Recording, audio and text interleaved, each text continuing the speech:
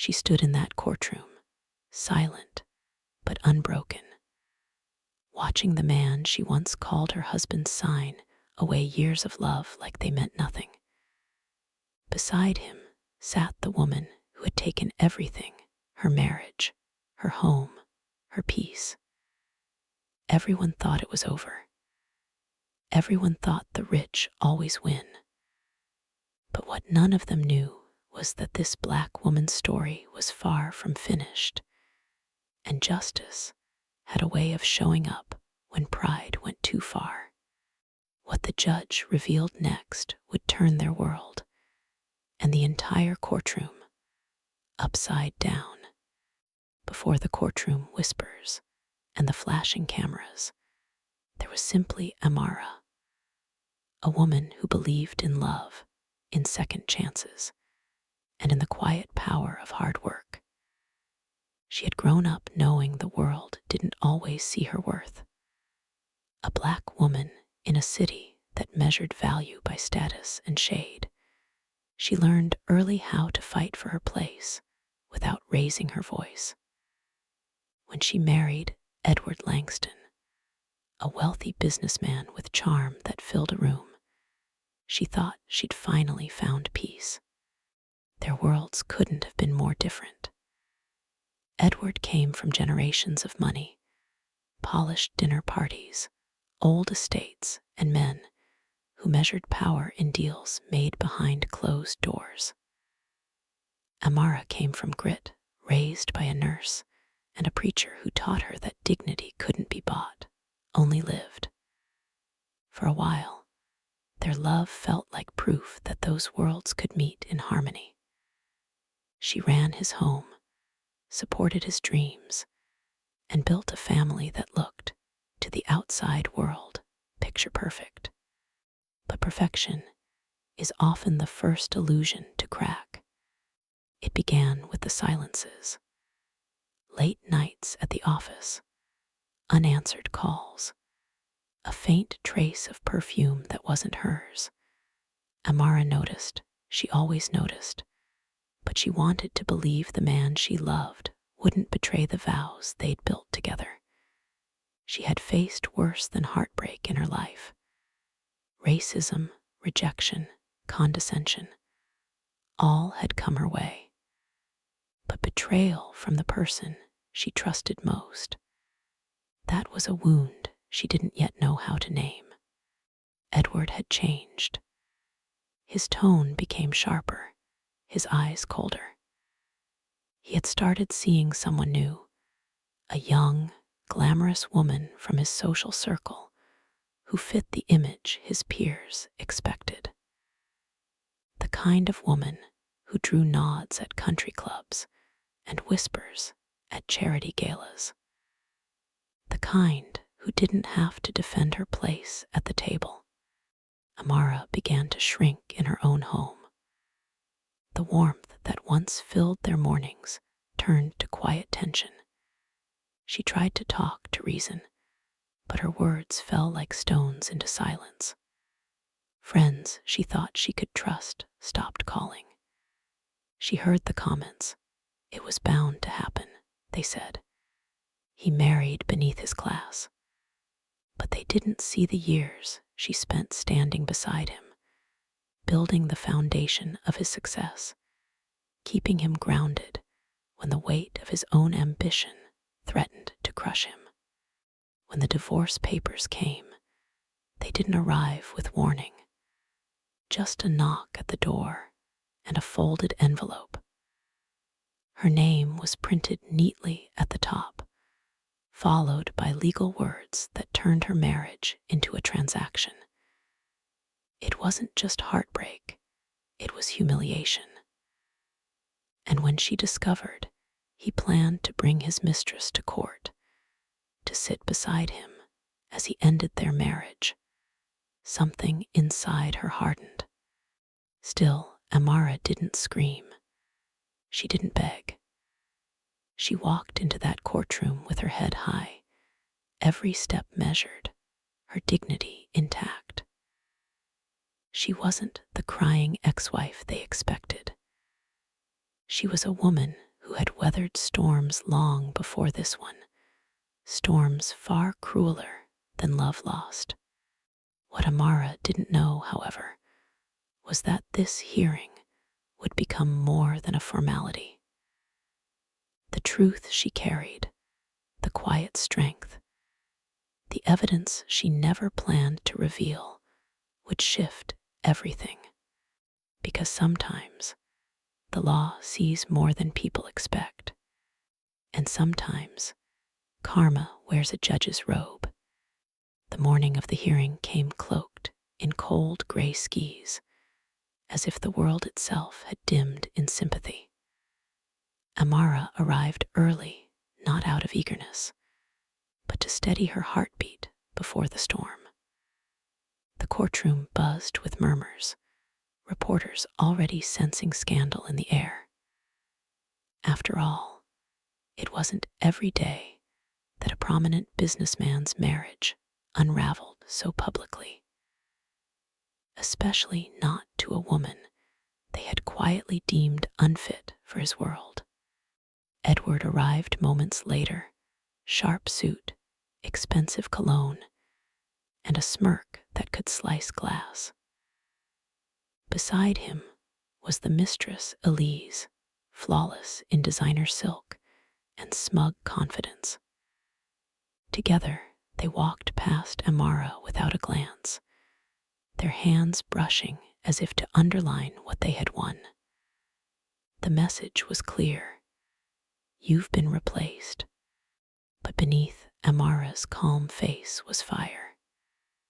Years of quiet endurance had forged something unbreakable in her. She took her seat with quiet grace, though her heart pounded like a drum beneath her ribs. Across the aisle, Edward whispered something to Elise, and they both laughed. Even the sound of it drew eyes, cruel, entitled eyes, that had once cheered Amara's charity work, but now pitied her fall from grace. The judge entered. Silence fell. The sound of the gavel cracked through the air like a warning. At first, the proceedings felt routine. Edward's lawyer polished, rehearsed, painted him as a man seeking peaceful closure from an irreconcilable marriage. Every sentence was dipped in false sympathy. Amara listened as they reduced her years of love and sacrifice to legal jargon. Words like unfit and unstable echoed through the courtroom. Each lie landed like a blow. But the worst wasn't the lies, it was the tone. The subtle but undeniable shift whenever her race was hinted at.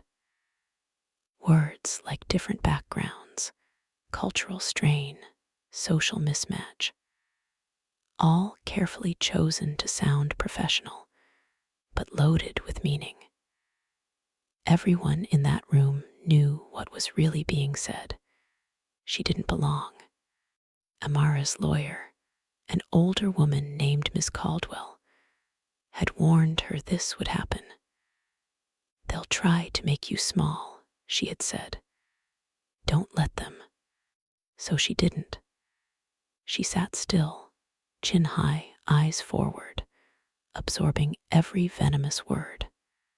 Then came the first twist.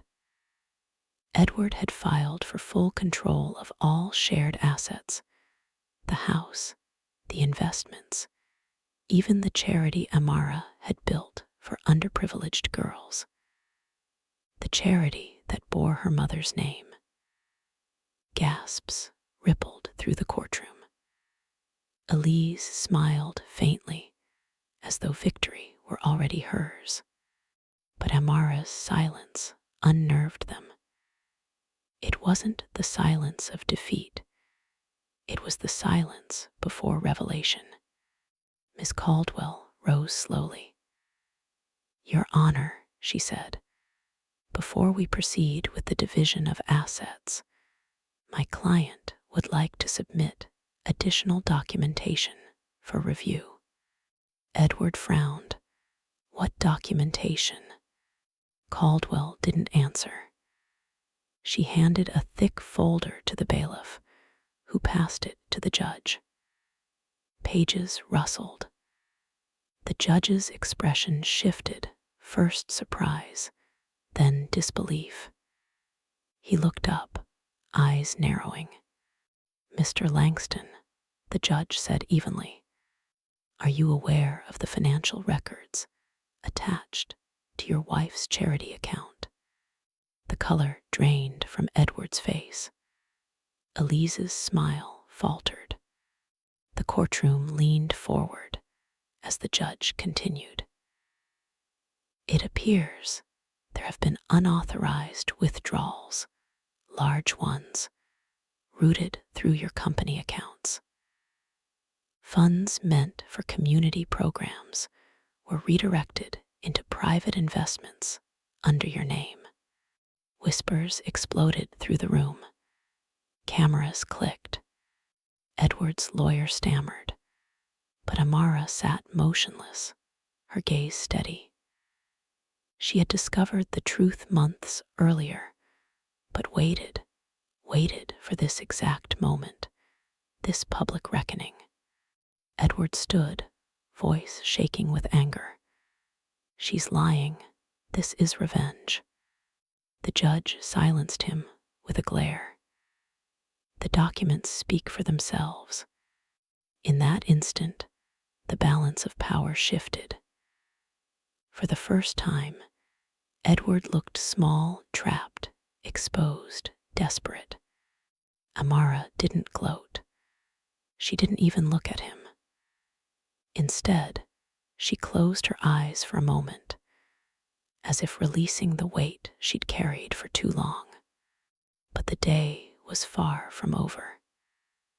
The hearing wasn't finished, and what came next would test her strength more than ever, because exposing the truth was one thing. Surviving what came after was another. And as the gavel struck again, echoing through the tense courtroom, Amara knew the fight had only just begun. The courtroom had turned into a battlefield, quiet, restrained, but pulsing with tension so thick it could suffocate.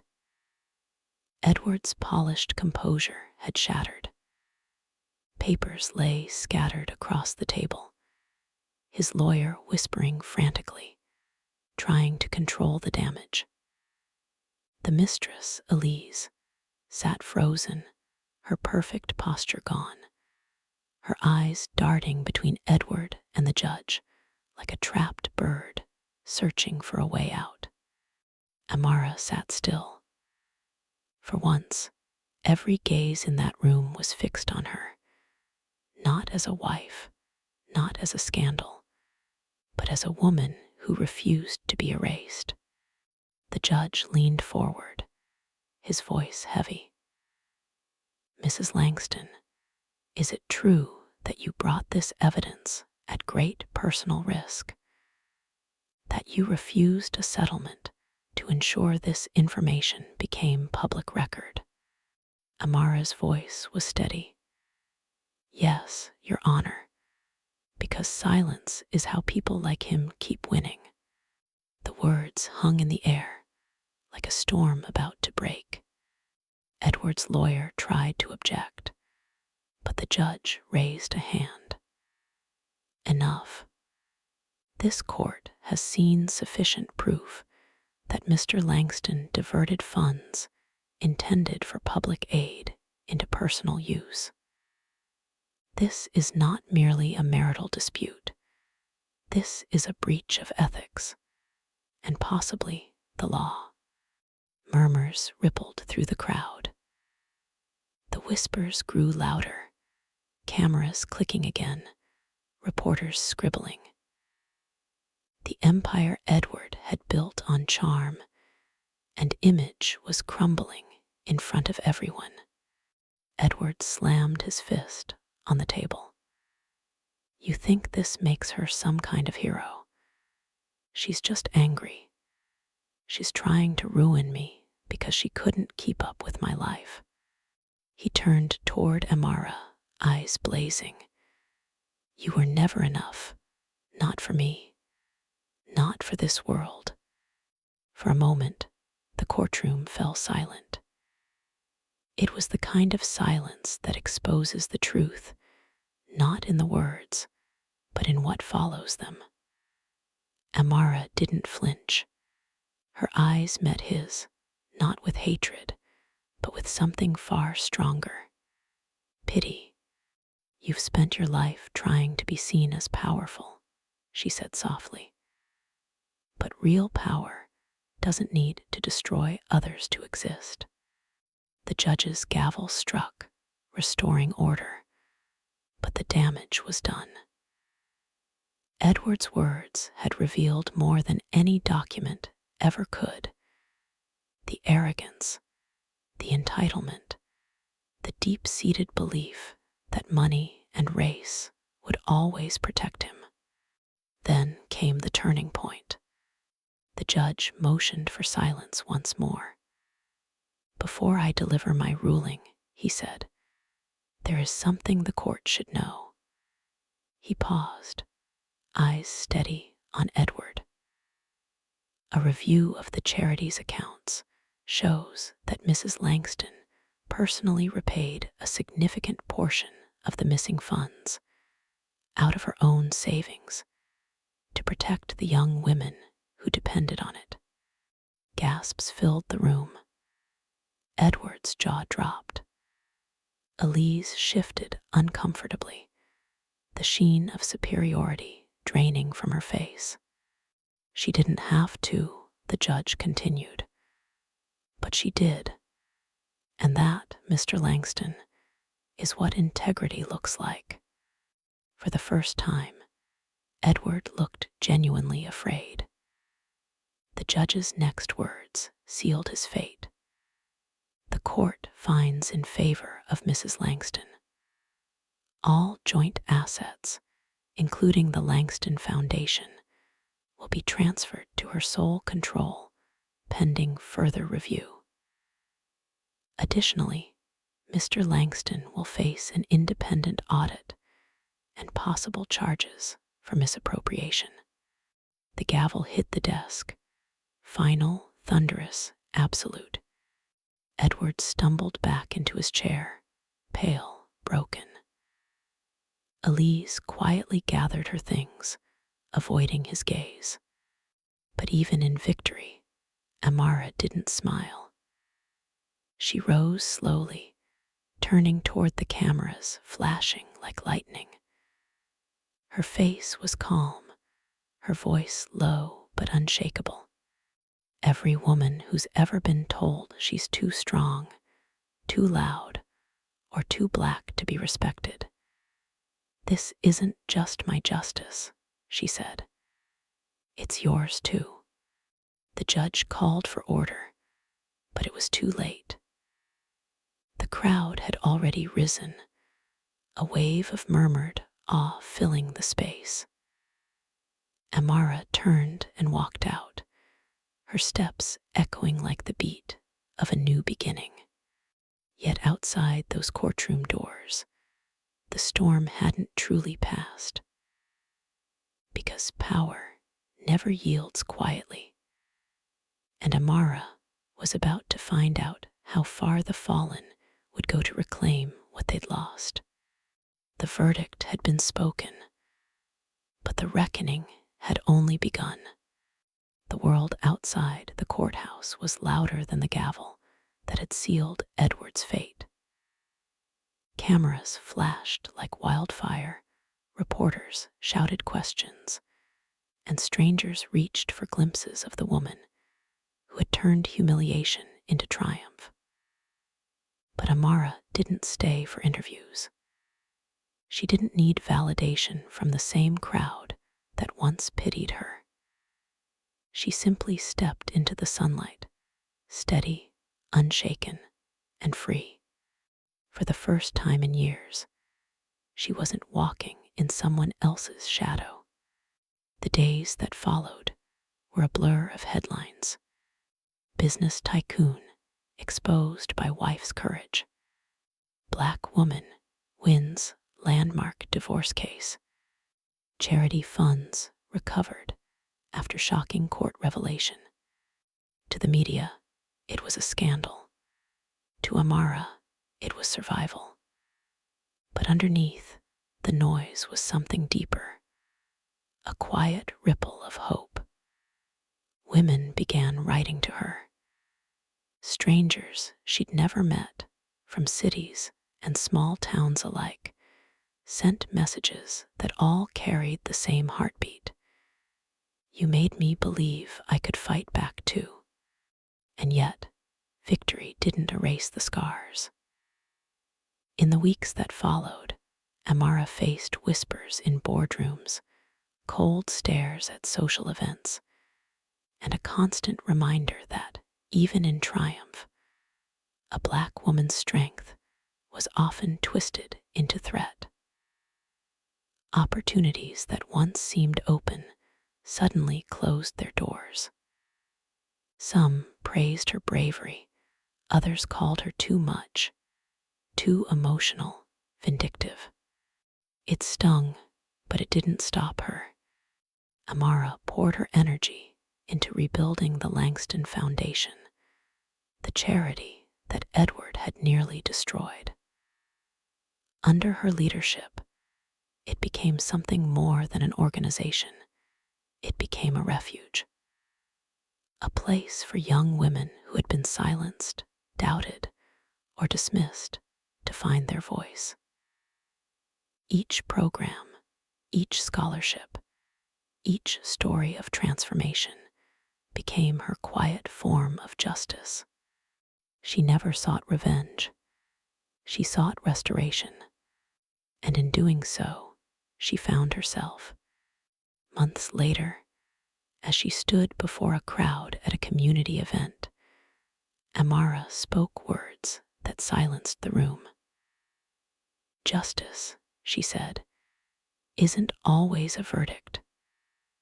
Sometimes it's the courage to stand when the world expects you to fall. The applause that followed wasn't just for her. It was for every person who had been told their pain didn't matter. Every woman who had been talked over, every mother who had been underestimated, every human being whose worth was questioned because of the color of their skin. But behind her calm composure, Amara still carried the memory of that courtroom, the sneers, the whispers, the casual cruelty disguised as civility. Because that's the thing about racism. It doesn't always wear a mask of hate. Sometimes it wears a smile. Sometimes it signs papers. Sometimes it simply looks away. Her story became more than a headline. It became a mirror, reflecting a truth many would rather ignore. That even the privileged can weaponize power against those who dare to rise above their place. In the end, Edward faded into obscurity. His businesses folded under investigation, his reputation reduced to a cautionary tale. Elise disappeared from the spotlight as quickly as she had entered it. But Amara endured not as someone's wife, not as someone's victim, but as her own legacy. She understood now that her journey wasn't just about personal vindication. It was about exposure, about holding a mirror to the world that still believes wealth and whiteness can excuse cruelty. And as the camera slowly fades on her final speech, her voice lingers, calm, resolute, and unforgettable. Every system that devalues one person devalues us all. So ask yourself, how many more Amaras will it take before we stop confusing silence for peace. Her words hang heavy, not just as a question, but as a challenge to watch, to think, and to change. Because the story may have ended, but the truth it revealed is still being written.